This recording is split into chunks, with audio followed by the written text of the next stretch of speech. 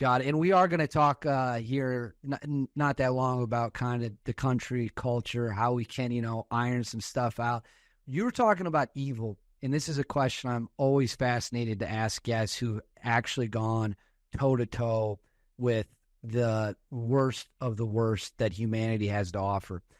For you personally, did your mindset change when you're weighing we're just fighting a professional soldiers, maybe they don't even want to be here, compared to if we take this, compared to people who will behead people on camera. Zarqawi, for example, is the famous, Nick Berg was killed in, I believe, 05 or 06.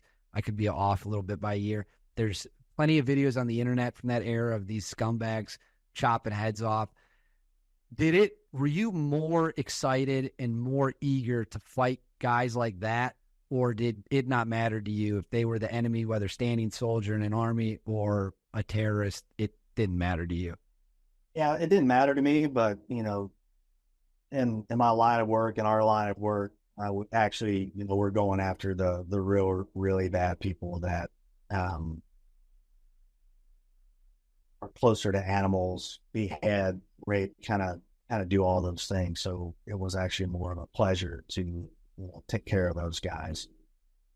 But I would tell you, so when you think about war and how you conduct yourself in war, the rules of engagement, morally, legally, ethically, all the things apply, whether you're, talking about, a uniformed soldier or you're talking about a terrorist who blends in with the population. Well, and that's actually a great blending in with the population. I didn't even think about this for the question, but now you've piqued my curiosity.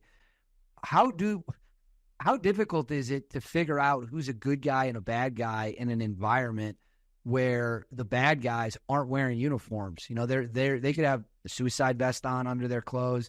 They're dressed just like the innocent guy, the innocent farmer who's just trying to survive the day.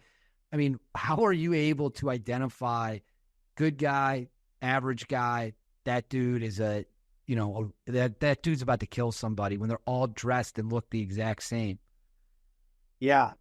In some cases, it could be incredibly hard, which is why you have to ask questions and things like that. But to answer your question, I would say behavior, right? And that's where your intelligence and everything comes in to look at a problem set enough to, determine that the behavior that this individual or group of people are exhibiting kind of lead you down that path of them being a bad guy. That's interesting. Yeah, personally, I can't envision myself having the ability to, it just seems so unbelievably, you'd be anxious at all times. At least I would be, not knowing who's the good guy, who's the bad guy.